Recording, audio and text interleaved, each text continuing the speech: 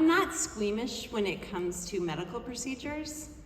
I like a lot of information. Like, I'll watch the needle go in and I'll ask to see if something is taken out, like my wisdom teeth or my tonsils or my babies.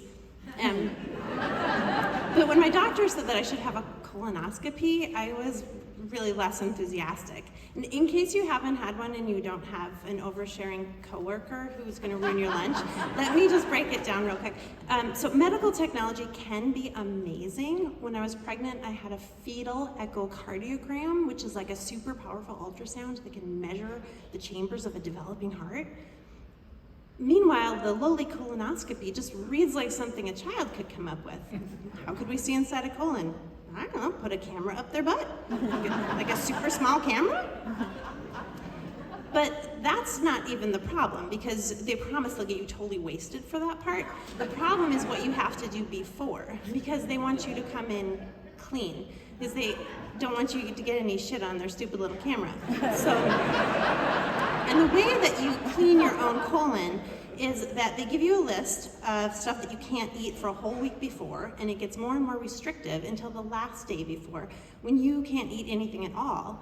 And then they want you to stay up all night long drinking an entire gallon of a solution that is designed to give you the most dramatic diarrhea of your whole life, unless you swam at Lake Hiawatha last summer. Or if you're a distance runner, then you know what I'm talking about. And my doctor wanted me to do that.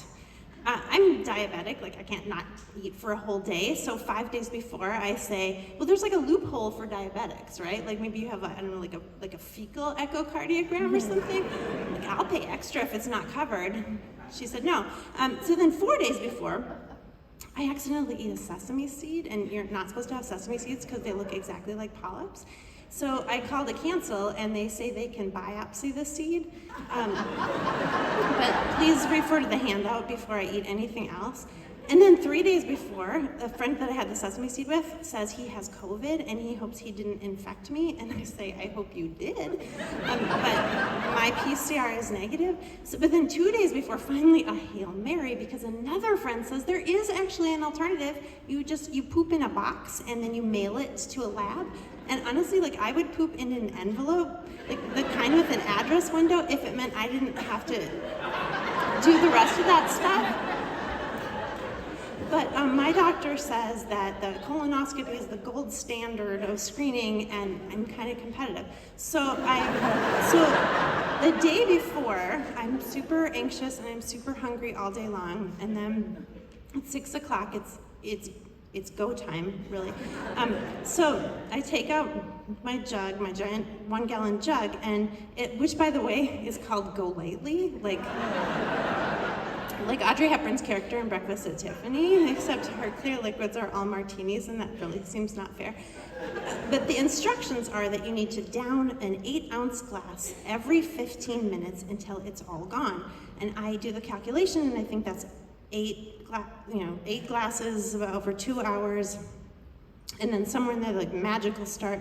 So I plug my nose and I down the first glass, and it tastes like formaldehyde and misfortune and also lemon flavor packet. And so I turn on Bridgerton to distract myself, and then just like a couple glasses in, I start to feel sort of like a churning, not like a churning, like a beckoning maybe, or not even like a beckoning, more like a haunting. So, and then that feeling like quickly just turns into just honestly like a torrential downpour of excrement. And so I guess I'm not the kind of person that wants to see when stuff comes out after all. I looked like a really decent person when I came up here on stage wearing the dress and everything, but sorry, I'm just trying to normalize talking about women's health. But anyway, so now I'm going back and forth between ingesting this horrible liquid and dispensing this horrible liquid, and so I change into a skirt. And so you will remember, you remember from Half-Blood Prince, in order to destroy a bewitched talisman, Dumbledore must consume the Emerald Potion, or the Drink of Despair. And it makes him paranoid and delirious, but he has to finish it all. And so Golightly is the Drink of Despair. And what they never show you in the film is that under that robe, he's like crapping out his Deathly Hallows, like straight into his chamber pot of secrets. And now I too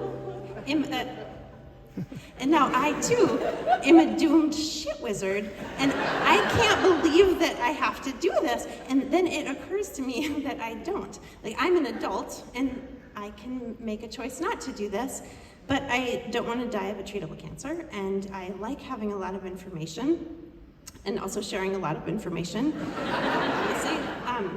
And besides, I'm already 4 glasses in, I'm halfway done. I can do this. So I turn back to my jug and I see that I don't know how many ounces are in a gallon. It's not 64, it's like a million. So I have 12 glasses and 3 more hours to go. And guess what, the Duke isn't even in Bridgerton season 2. So by the time I get to the end of the liquid, Lady Whistledown and I are both just in tears, except for not really, because all my tears have just drained straight out my butthole. And but I make it to the appointment, clean as a whistle down there, and all I can tell you about the procedure is that I wish that it had lasted longer because the anesthesia was amazing, and they didn't find anything weird, not even a sesame seed. And now I don't have to go back for 10 years, by which time they'll probably have invented, I don't know, a selfie stick or something, I guess. But that's not, the important thing that I want you to remember about this is that I'm glad that I did it, but I didn't have to do it. It was my choice. It was my choice because it's my body. And I'm the only one who has to live or die with the consequences of that choice. And my friend who puts her feces out with her Zappos returns for the UPS driver, she's happy with her choice too, even though it's different than mine. And that is honestly how it always should be. And if anyone tells you differently, they are full of shit.